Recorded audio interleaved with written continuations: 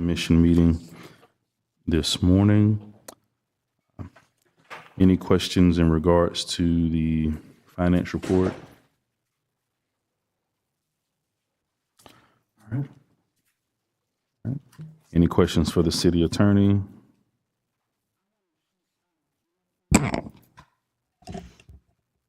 We go back up to the beginning where it says additions and whatnot. Sure.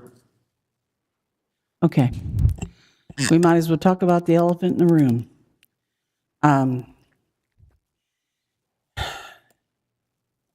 Last Saturday, commissioners all received a letter, and I proudly say it was from CJ because she did the right thing, and she doesn't feel so proud about it, but, and I've talked to our interim city manager, Chris, about it, and I feel very, very strongly this city is fighting to come back.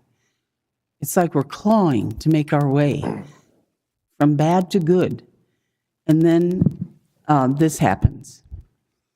And if for those of you who don't know, the assistant city manager, Jennifer, and the HR director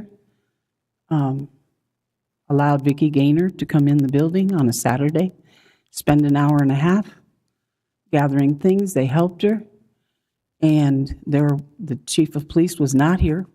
There was nobody else here. It's all on film. I've seen the film. I've seen the film. I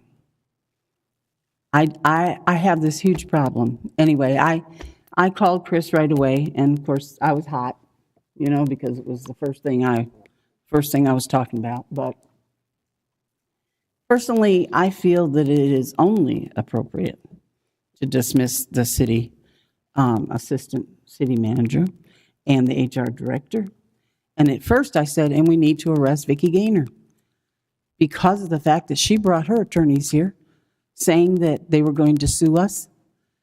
And we don't know what she took. Nothing is documented. But they walked out of here with box after box of paperwork and everything like that. And nothing is documented.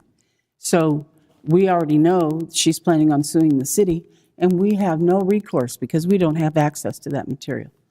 Now, arresting Vicki Gaynor seems a little bit inappropriate at this point because whatever she's taken, she's already put a match to or shredded or whatever, if it has anything to do with her court case. But I do want to make a motion to dismiss both of these people based on this video, based on this letter, and the fact that chief of police, just as you and you, she stayed out.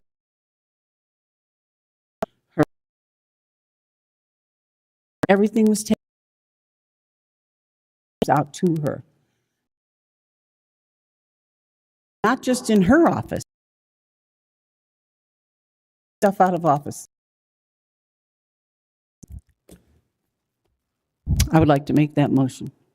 The commission's authority is limited for employment actions is limited to the city attorney and the city manager. The city manager alone holds the authority to make employment decisions regarding any employee of the city subordinate to him. Mm-hmm. Okay, and so what do you feel? Mr. Tender, you couldn't have said it better about trying to move forward. Mm-hmm. We just need to close the chapter and continue to move forward. Ms. Gaynor is not here any longer. Ms. Gaynor came to get her stuff. She was escorted through the building by the interim city manager at the time, the HR director. I've watched the video. She did not have any access to anything by herself that someone was not in the vicinity of. I am not concerned with anything that Ms. Gaynor removed from her office, as the majority of it was her personal effects. There you go. And I talked to... This answers a lot of questions, too. I talked to Mr. Lightfoot about this, and from my understanding, before she showed up, that any work-related stuff was already removed from her office before she started boxing everything up. Is that correct? Correct. She had already lost access to her computer, and her city cell phone was with the FDLE at the time. Now, I'll say this, could it have been done better? Absolutely. From my understanding, normally common practice, well, we'll go back when she was put on administrative leave. Normally, it's common practice when someone's put on administrative leave, they forfeit all their city equipment, such as cell phones, keys to the building, computer, all that stuff, and then they're escorted out of the building. And then when someone's terminated for things such as loss of confidence, or they did something illegal or something bad under those lines, normally what happens is you box all the stuff up ahead of time, and then when they show up, you give it to them. You know, of course, you box it up nicely for them, and you put it in their vehicle and go. And I've seen that multiple times since I've been a DOD contractor. I even one time saw, and I would never recommend this, only as like a last resort and escort with like a security officer or something like that, but it was kind of an odd situation where the person could not come to the office, so they boxed it all up and they actually took it to the person's home, which I wouldn't recommend that. But to me, I think we need to put, I don't know, I think we need to put it in policy or something to state that these are the proper protocol that we follow so we don't ever go down this road again. But yeah, that's how I feel about it. So as I'm understanding it, interim city manager, you have no concerns about how that transacted?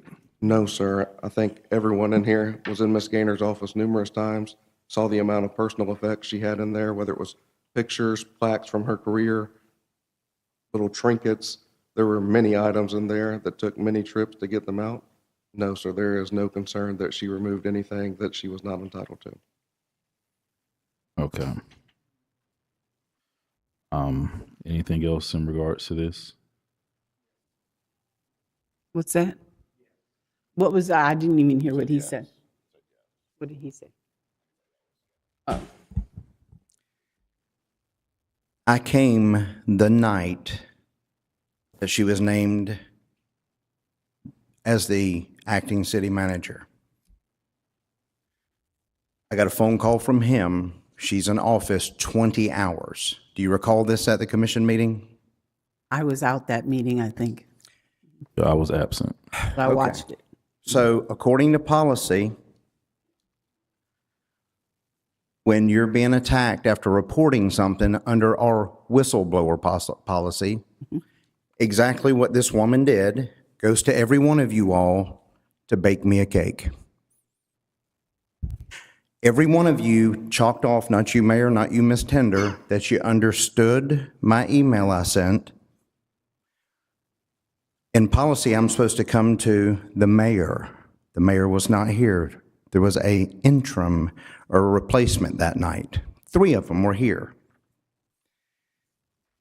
Correct me if I'm wrong, Amy. Was that my right, the direction I was supposed to go to the mayor, since she was in charge of HR and she was also the acting city manager? Where was I to go? To the mayor. Okay. I reported that information about Chris Forehand. I'm going to be very crystal clear about this. Was sent to me by Miss Gaynor. I didn't pick that up off of a web page. At 7:39 the morning this happened, this is sent to me. I read it twice. What did I see? A violation of Florida state statute. Who reported that to FDLE? I did. I came to you, sir. Pat, you were here. Nothing against you. And your fill-in. Nothing was done. What does the policy say? You'll do what to that employee? Release them immediately. That's what you're all about, policy? What did the policy say, Mr. Warwick? Release them immediately. But we want to move on. I'm now under investigation again. It hasn't stopped, sir. It has not stopped. How much more do the employees have to endure this? Chris, you know as well as I do, it was wrong. You acknowledged, every one of you acknowledged, did my email concern you? What did you say, Mr. Warwick? Yes, sir. Whistleblower all day long.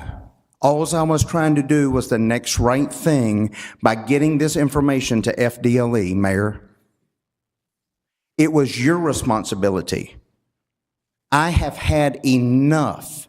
The department heads have had enough. And we want to move on?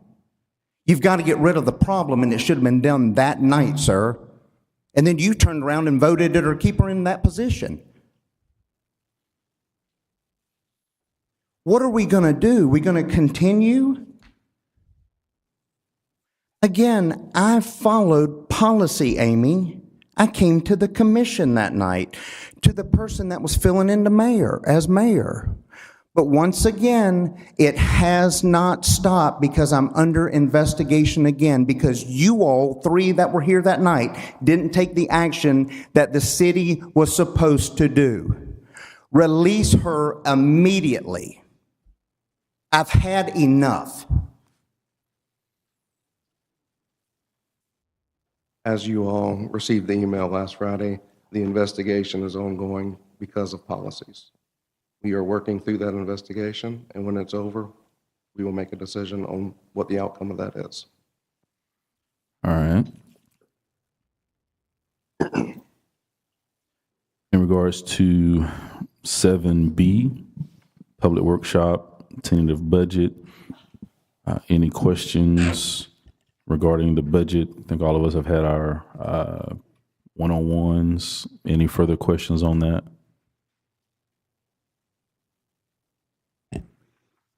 I don't have any questions, but can I make one more statement? Yeah.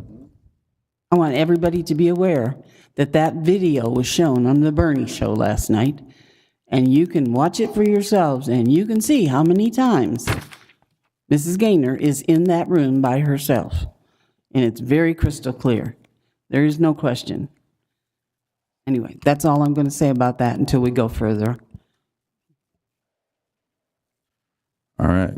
Any questions on the tentative budget? All right. Number 8, any questions for city attorney?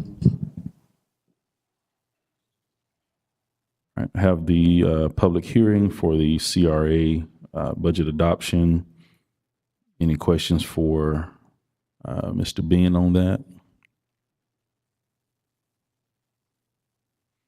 All right, moving on to number 10. Questions about the approval to adopt the tentative millage rate for the 2026 tax roll.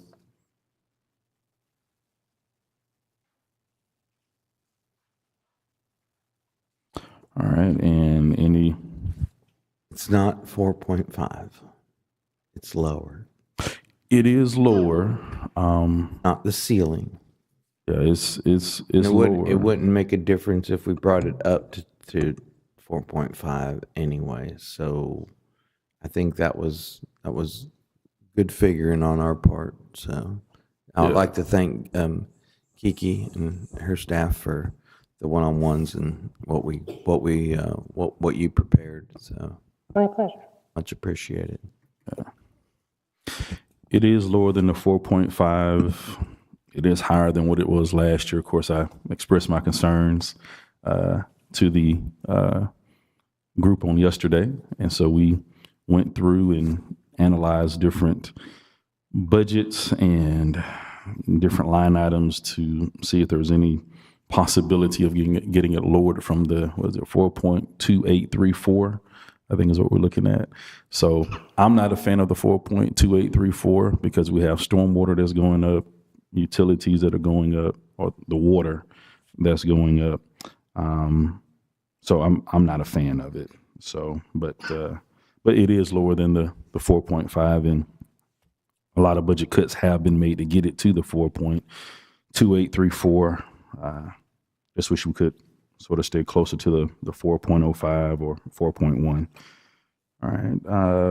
You gotta figure too that we're dipping into general fund almost $4 million. I mean, if we didn't like split hairs and go up on the millage, we'd be dipping into general fund even more. And then, It's 2.8. We're taking from piggyback at 2.8. you sound like a chipmunk. Yeah. Better? Oh, I think You have to use a mic. It's 2.8 million. 2.8 million that we're taking. There was other things in the one-on-one that I was adding up. I know that, but they were temporarily or what coming out of general fund. I'm unclear what you're referring to. Don't have my notes, but when we were going through the budget, there was other things that may be coming out of Utilities. yeah. The utilities are dipping into. But that's normal. But it's still a dip in general fund for. Correct. But no, yeah, I see that if we, again, had to make the budget cuts we did make, we'll be higher than where we are. So appreciate the hard work to get it to where it is. Thank you. I will make one quick comment. If you make alternate decisions with regard to what's on this agenda, I would be able to also adjust slightly. It's not going to have a major impact, but depending upon what you discuss later on in the agenda, there may be just a tiny bit more savings. Okay. All right. Any questions on 10B? I take it those amounts with the question mark will be updated on the agenda. Yeah, it depends on like if we move forward with particular agenda items, then that'll make a difference in, like, for example, number 14, what we decide on the forensic audit will make a difference in what the budget is.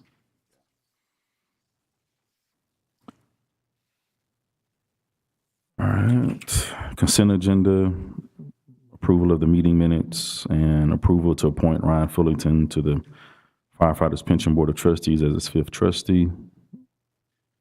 Normally, when you have someone that put up on a board or committee, they have like a form they fill out. Is there one for this one? Is there a form that they fill out to put on the pension board, or is it I just, do believe there is an application. that's something we can add to this? Yes, sir. All right, thanks. City attorney, number 13. I know we received a call from you regarding this. So this is, while it's only for discussion, I do feel like there's some action that can be taken by the commission. So I wanted to just frame that up. I apologize that this card didn't make it into the agenda, but for this meeting, but we'll get it to CJ to make sure it gets into your package. Essentially, we do think you're ready to make a decision on the job description, if you are ready to make that decision on the job description. And staff would like to also get your input on how long to advertise. We think at least 30 days is appropriate. It could also be 60 days, or you could set an alternative until you receive 20 applications, 10 applications, whatever you feel is appropriate. But we feel like that's the next step if y'all are ready to take it. Go ahead. No, go ahead. I was just going to ask any feedback. I think that we should search Alaska in the outback and go from there to pick somebody. Australia. I want a good accent. All right, any other response? Pat, you have anything? Jamie? All right. So in regards to action on Tuesday's meeting, do we need to then vote to approve the job description? The suggested motion is to approve the job description either as presented or with whatever other amendments you have now that you've had time to review it, and alternatively give us some direction on how long you want to advertise. Okay.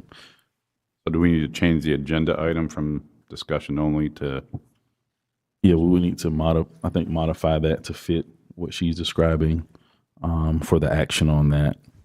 So if you could send that to CJ for number 13, if everybody's good with moving forward and putting that to a vote on Tuesday. All right. Thank you, staff, city attorney, for working on this to get us to this point.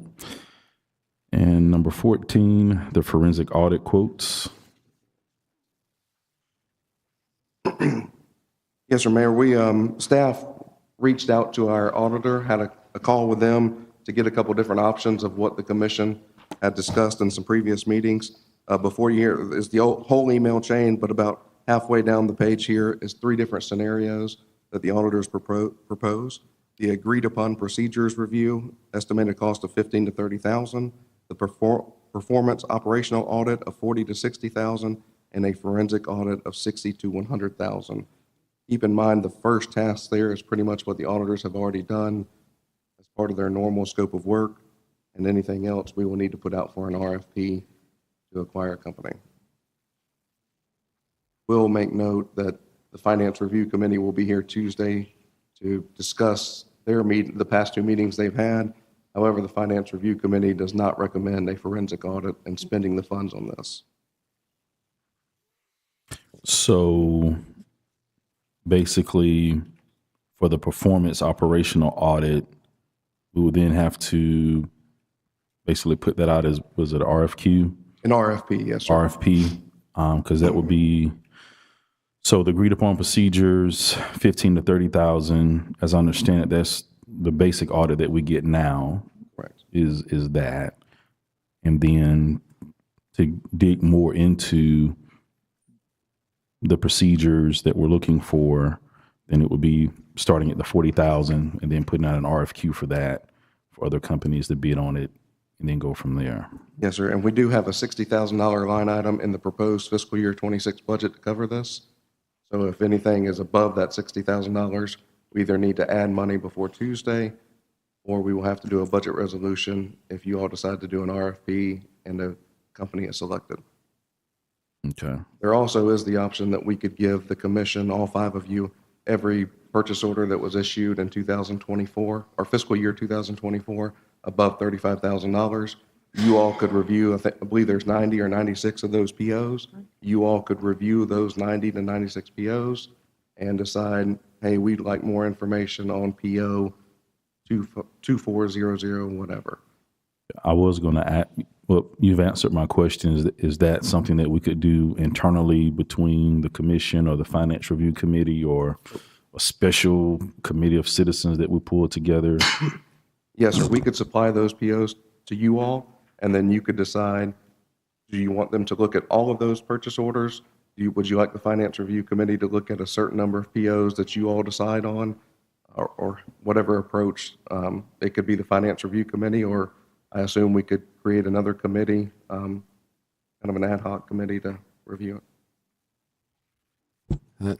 That's more along the lines of what I was thinking, because what we can target, Ms. Tinder, I don't want to overstep.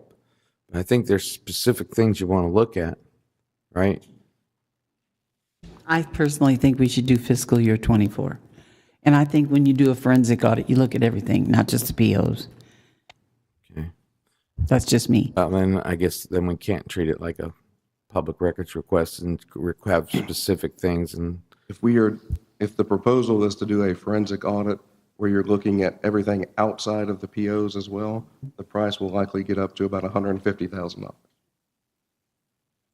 I know the last time we had one, they approved 100,000 and they spent 20. I believe they spent $48,000 the last time. 48? Yes, ma'am. what year was that? 21? Or 2020. yeah. 20. I'll note that they didn't find anything. It's going to be more than that now, 5 years later. I just, my concern, and this is just a very personal concern, when we come down to this, whatever we decide, I want to make sure that my name is cleared, that I ask for a forensic if we don't get one. I just want to make sure that I have nothing to do with that. Well, would you be, if it was a morph of that that would be more cost effective to the citizens, would you be okay with that if we came to an agreement? If it shows, yeah, if it shows everything. I think that's the kind of direction we're heading, right? Yeah, I mean, I'm not against a forensic audit. I don't think any of us, that's why we're continuing to discuss it. I don't think any of us are against a forensic audit or have any issue with having a forensic audit. I guess the question is, what are we looking for in the forensic audit? What is the scope? And then how much is it going to cost us? And is that something that we can do in-house? I know yesterday when I met in my one-on-ones, my conversation was directed towards what are things that we can do more in-house as opposed to putting out, that we can work on with our staff or that we can work on as a commission or the committees to save us on the cost side of things. Now we can still, we can still move forward with that of the 100, 150 if we want to analyze everything. So that's just going to be on the budget side of things. And if we're trying to save on the budget side, then what are some areas that we can save on? Lawn mowing, May I add just a bit here? lawn care, yeah. Whatever audit you direct us to do, the finance team, of course, will do our very best to comply with your wishes. The yardstick that they will be using during that audit is the current purchasing policy. It is my professional opinion that the current purchasing policy needs to be modified and to address some of the deficiencies we've identified. And what deficiencies have you identified? The change orders not coming to the commission, the dollar limits, that sort of thing. So we need to tighten those things up in the future policy. Again, I will do whatever audit you instruct me to do, but please know that they're going to measure it against the existing purchasing policy, which we have identified as needing modification. Got it. So if I'm understanding, although we may think it is proper procedure to bring something to the commission, if the purchasing policy doesn't say that's what has to be done, then that's not a demerit in that. They're going to, exactly what the auditors told me for the 24 audit, when I gave them everything having to do with this building. I gave them all the purchase orders, I gave them all the change orders, I gave them the contracts, and they said, we followed our purchasing policy. Mm-hmm. So I truly do not anticipate a different result. If we're using the same measuring stick, we will probably get the same result. And that's all they can do, is they can use the purchasing policy that was in force at the time. But now I think Commissioner Tender, are you asking to review more than just a purchasing policy? Or would it, I know you're saying. I trust Kiki, so if what she's saying is what needs to happen first, then let's get on it, because stuff's happening. I mean, we need to get this straightened out. So when the audit companies come, do they review our purchasing policy every year? I give them a new copy every single year, yes. And they've never had any inputs on the purchasing policy? We've never asked for their input on the purchasing policy. Is it typical for them to give inputs on the purchasing? No? Okay. Only if it's, those outside, that is outside the scope of their engagement letter. Their task is to make sure the policy is followed, not to say the policy needs changing. All right, that's what I needed to know. So here's another option. I'll muddy the water a little bit more. So the state has their own audit agency. And it was brought up to me about this. And you can request an audit from the state, and there's 3 different ways to do it. One way is for us to vote on wanting the state to come down and do an audit on us. And if approved, then you just send a letter up there, and then they'll come down and do an audit. Second is a petition from the residents. And then the third is it can be requested by the state legislator. And that's what happened with Mexico Beach. They had a request from the legislator, and they came down and did an audit. If you decide to do one of the first two options where we decide, or the residents petition, we have to pay for the audit. And it's probably going to be, it might be a little bit less than this, I would say. If the legislator requests it, then we don't have to pay anything. And it's an option I'm looking at, but I just wanted to bring it up so that you all understood that. One of the cons to that is it'll probably take them quite a while by the time we get the results from it. Got it. So what is the perception in the state's eyes for a legislator to request an audit of a particular city? Because I followed the Mexico Beach situation as that was going on, and there was not a good perception from the state side that a legislature or representative came and requested that the state come in and audit this particular municipality. Right. So it would almost be like whatever cloud we're trying to remove is just going to make it darker for us to get someone from the outside to say, hey, state, come in and let's do this. Then my other question is, we've been talking about home rule, and now we're just giving up home advantage by letting the state come in and just. True. I think that should be our last option, to get the state in if we can figure something out, if we can nail down what we're looking for, or just start somewhere. So let's start with looking at the POs internally. And then if that checks off, then we go to another part of the audit that we want to do internally and check that off. And then we go to another section and check that off. I mean, I think we can, we have over 16 people within the city that reviews the finances, 15 or 16 between the review committee, ourselves, interim city manager, the finance staff. That's over 16 people that can help us review or look through, those particular procedures. So I'm not against the state coming in. No, I guess what I was thinking when I originally looked at it was might be an option for us to send a message to the state like, hey, we want to open up our books to you just to show that we're not corrupt. Yeah. So, Add to that, yes. we have complied with both of the Doge requests. Right. All of the information, and it was voluminous, was sent to the state. So that's almost like an audit. We sent the initial amount of information. They came back with additional questions.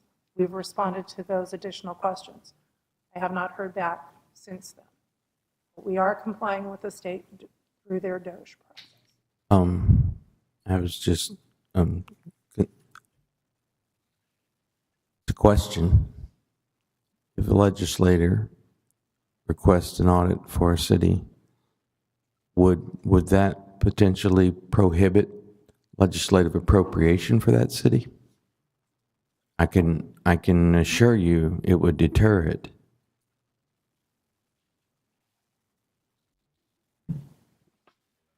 I don't know. I can ask. I'm not really sure. I just brought it up because it was brought up before, and I was like, well, let me look into it, see what's all involved with that. So I learned quite a bit. And when I talked to the lady at the state, she was very nice. She educated me quite a bit on it. And she even followed up with an email that was like a brochure that kind of talks about the audit, what you can request and what they look at, and possible costs and things like that. And I know I forwarded it to Mr. Lightfoot. So just figured I'd throw it out there so we all know what that's about. All right. Well, thank you, staff, for getting this information for us. Mayor, do we want to leave this item on the agenda for approval of direction, or would the commission like to see the fiscal year 2024 purchase orders above $35,000 first? We just need some direction of how do we want this agenda item to be, or do we want an agenda item? What are you You're going to hear comfortable- from Finance Review Committee, correct? Yes, sir. There will be a representative from the committee here Tuesday. But we'll have discussion at that time. I'm sure that part of his discussion is to say that this Finance Review Committee does not recommend a forensic audit. But they would recommend a a separate committee, so to speak, and an analyzation of the same thing we're talking about? They did not talk about that at their meeting, but that is a question that could be asked when they come Tuesday. It's your agenda item, so.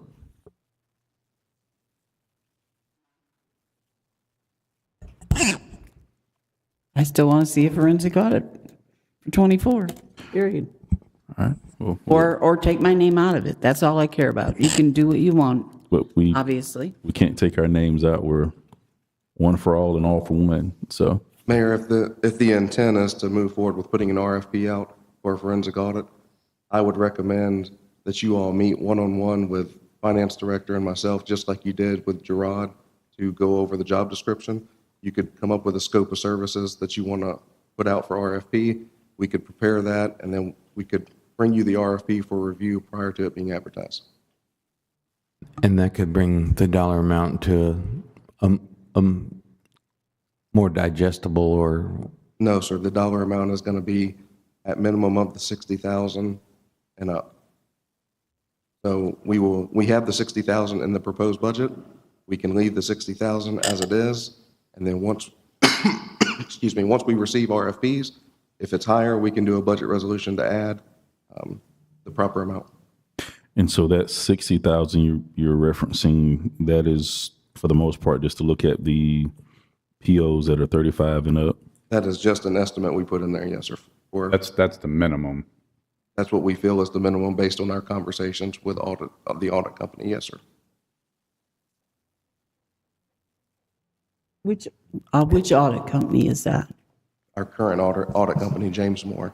Oh, yeah. We did not want to reach out to other companies. It would exclude them from the process of submitting if we get into getting their pricing and everything. We have a current contract with James Moore. Okay. How many years has he done our auditing? Started with the 2020 audit, I believe. But yeah, if we put this out, it's going to be for multiple bids, though. It's not going to be automatic. Yes, sir. There could be one submitter. There could be 0 submitters, or there could be 100. You don't know until you put it out. I'm sorry, I'm incorrect. They started with the 19 audit, 2019. 2019. What year did our finance person step down? And I don't want to say the name, I think it is, but he stepped down. And all I heard was they went through the finances. He said that we were in bad shape and he quit. Who was that? No. Hall? Mr. Frank Hall moved out of Lynn Haven is why he left the committee. Yeah, he's no longer a citizen of Oh, Lynn Haven. really? Because, Yeah. Frank Hall. Okay, so he didn't quit because we were in trouble. No, he lives in Panama City Beach. Okay. Yeah. Okay. Number 15. Of course, it's our stormwater assessment role, city attorney. So because you changed the methodology, going and adding an extra tier and also changing from your unit of measurement to equivalent residential unit, you adopted it requires a different process this year. So you adopted your initial assessment resolution with that methodology in May. This is the final step of the process that happens in conjunction with your other budget actions that confirms your intent to use that amended methodology and approves the role to go to the tax collector. Any further questions? All right. Number 16. Yes, sir. It was time to renew our debris removal contracts in case of emergency. We had 10 total companies submit. The RFQs were scored by Chief Johnson, Chief Ramey, Ty Ferris, and Ben Jenke, and we have a recommendation of 4 companies to award a contract to. All right. Any questions on that one? Do any of these companies include or involve Chris Forehand? These are debris removal companies, ma'am, not debris monitoring. Okay. So it's not in that. I know he's still involved in one. He But is it's not this. correct. This is debris removal. Thank you. All right, any other questions? All right, number 17 be the first reading for the ordinance on the small future land use map. Any questions about that one? All right, number 17, this is the reestablishing of the Charter Review Committee. City Attorney. At your last meeting, I think you directed the reestablishment of the Charter Review Committee to consider establishment of the Office of City Clerk. So the resolution presented mimics your last resolution establishing the Charter Committee. It does specify the purpose to be specifically for review of the city clerk position, but it doesn't limit them just to that. All right, any questions about that? Of course, we would, from my understanding of the process, we would approve it this meeting, and then for the following meeting or the meeting subsequent to that, we would then bring our recommendations to the commission on who to appoint for those seats in regards to the Charter Review Committee. That's correct. All right.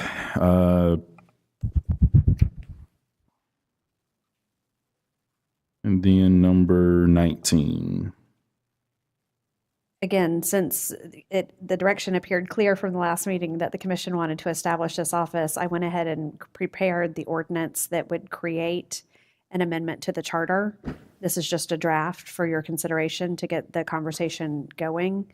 The language is fairly basic, and it's meant to be to preserve for you flexibility for what the actual job description looks like, so that you can change it as the years pass, the personalities pass, circumstances pass, and you may need different things. It wouldn't require an amendment to, using this basic language would not require an amendment to the charter every single time you wanted to change the job description. That said, you can still add more detail to this job description, particularly if you do want it always to be finance-based rather than records-based. That's your choice, but I drafted it as a place to start. Basically, it's a vanilla shell. All right. Any other input on that? Questions? And number 20. Yes, sir. We've talked about the past couple of meetings. We did not get at least the appropriations that we expected this year.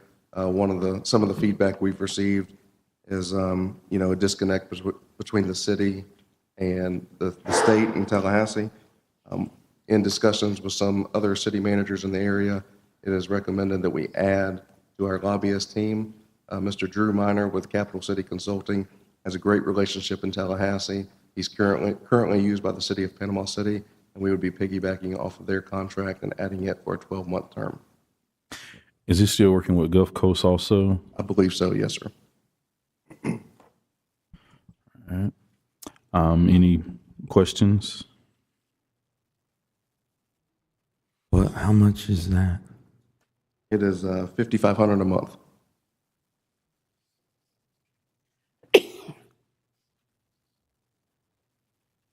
And what would that put us at approximately for the year in regards to legislative consulting? It's around $60,000 to add him, and we have around $30,000 in the budget already for Ms. Timmons. And whether we keep both for a full 12-month term or utilize one for a 6-month term or to get us through this next session will be something we look at. All right. Any other questions? We believe staff recommendation is a small price to pay for what we could potentially get during our appropriation, as well as other grants at the state level that could help us lobby for that funding. All right. Discussion only of Kensaw Park conceptual plans. We pushed this from last meeting to this meeting.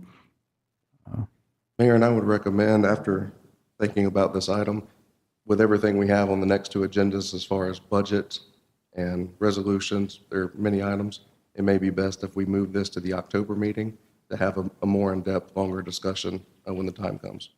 Got that? We know how much money we have. Yes, sir. All right. Any objections to that, moving this to October? All right, so we'll strike this for this month, for this meeting. And then the final reading of ordinance 1176, large-scale comprehensive plan.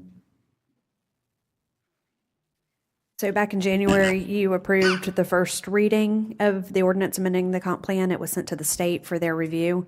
They had one objection and 2 comments. The comp plan has been amended or the data analysis and the comp plan have been amended to address their objection. At this time, we're not addressing their comments, but we are within the 180 days to adopt it or withdraw the amendment. We have received an extension. In case you would like to open the public hearing at this meeting, it has been advertised, and table or continue the public hearing until your second meeting in September. That would allow your new planning director to weigh in on the city's response. That's not necessary. That's just an option that's now available to you because we did get an extension from the state. It's otherwise ready to go. A public hearing is scheduled, and on Tuesday night you can adopt or continue the public hearing. It's up to you. All right, any input on this?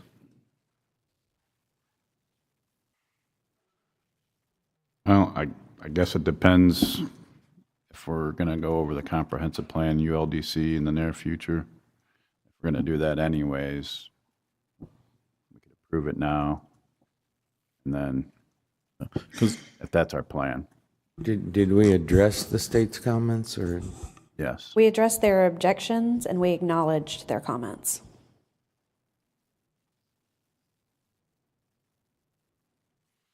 But to your comment, yes, that's the plan. I think it was, if I'm going back to previous conversations, was to get this part completed because that's sort of the state mandate, and then we have the time to work on our comp plan and ULDC in our particular time frame. And Mayor, we asked our consultant to come over from Tallahassee today. If you all have any questions, he is here. Okay. All right. Are there any questions for the consultant?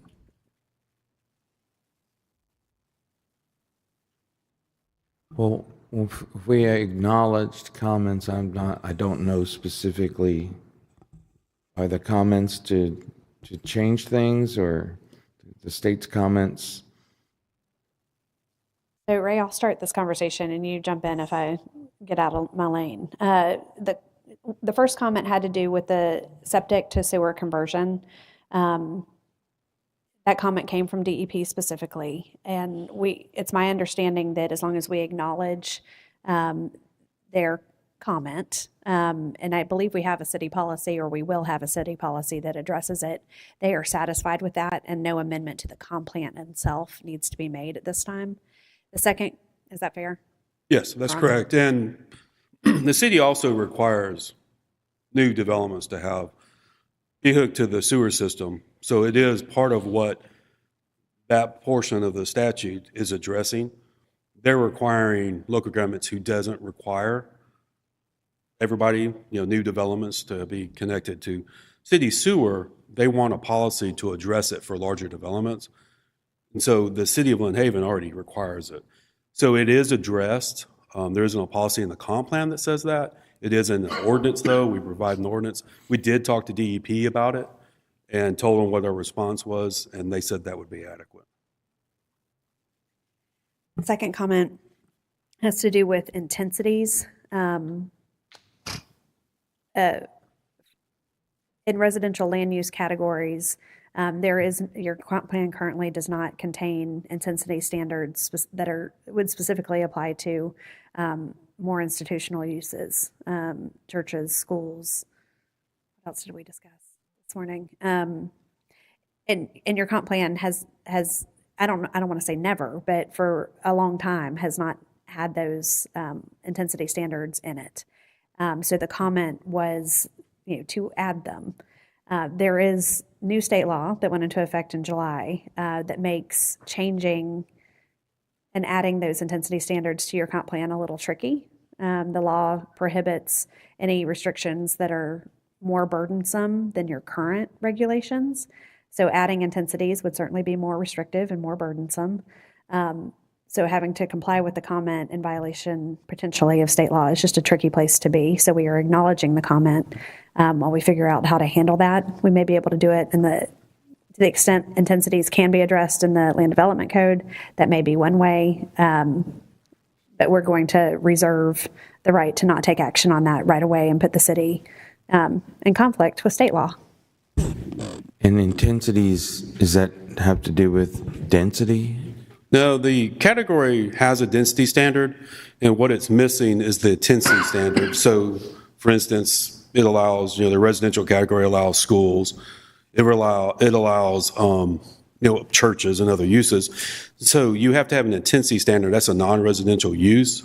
And so like your land development regulations has those intensity standards, what they want to do.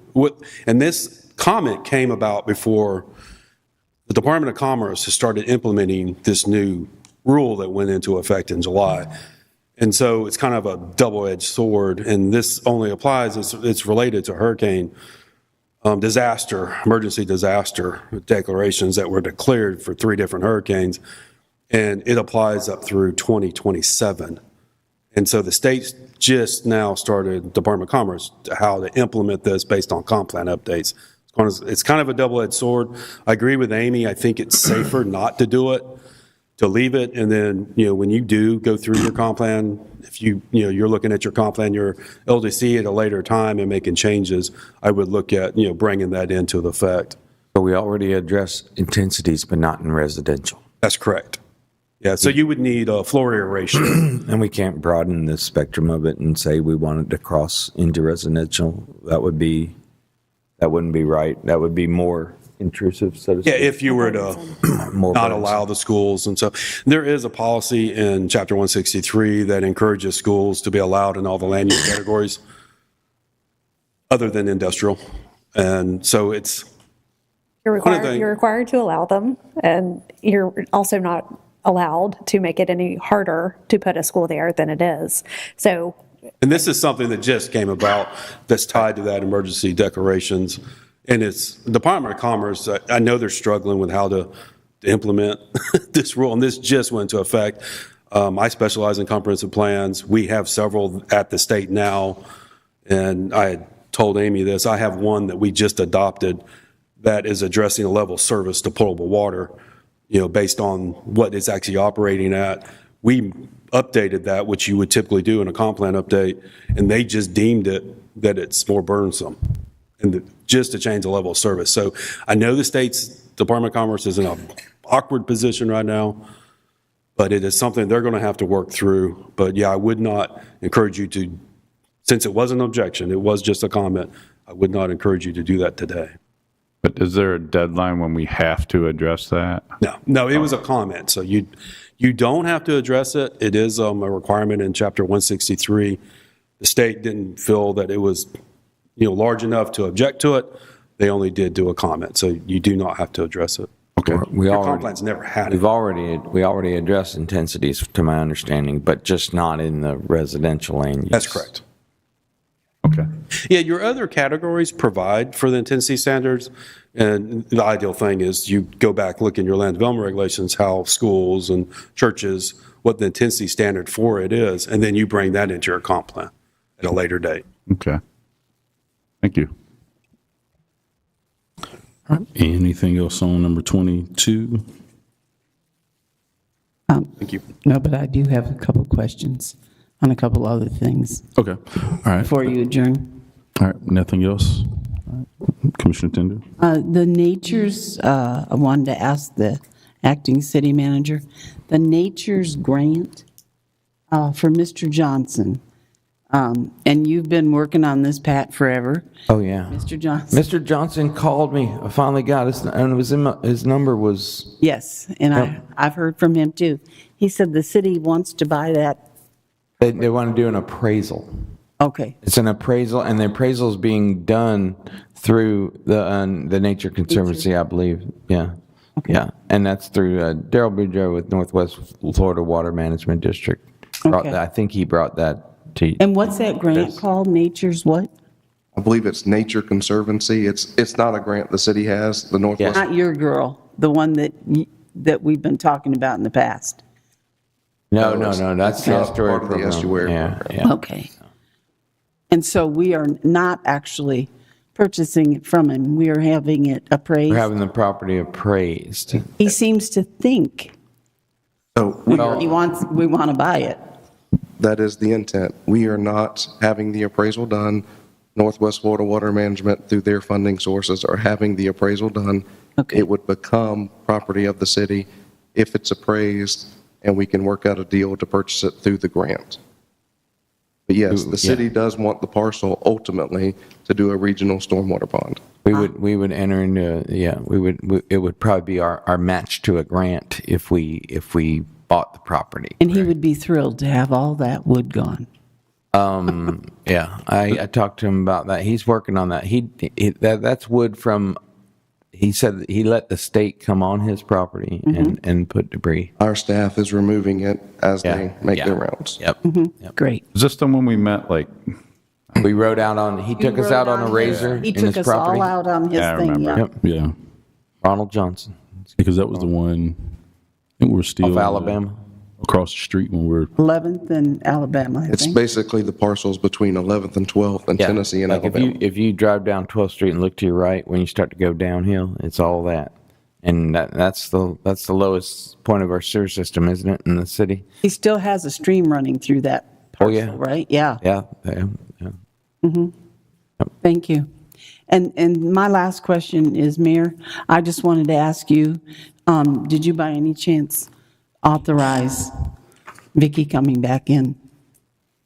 I think there was discussion from city attorney discussing it with interim city manager about her coming in. So I know there was coordination between city attorney, what is a procedure for doing that. So I was aware, I mean, we were informed that she was coming in that day, and On Saturday?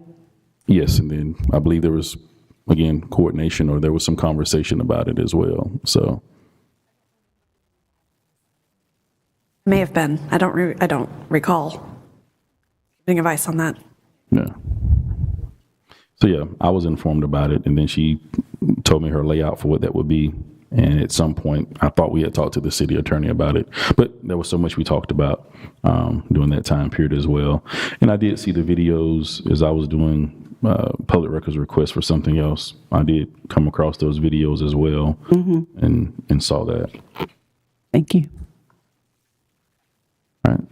Anything else? Mayor, just back to the forensic audit, do we want to remove this item until we discuss with staff to develop the scope of services and then bring it back before you all to vote for the RFP scope of services? We're going to hear from the Financial Review Committee at the meeting. So what are they going to do? That puts them in public commentary then, right? Not on an He will be agenda. in the interim city manager report. He'll be in your, that's good. That's good.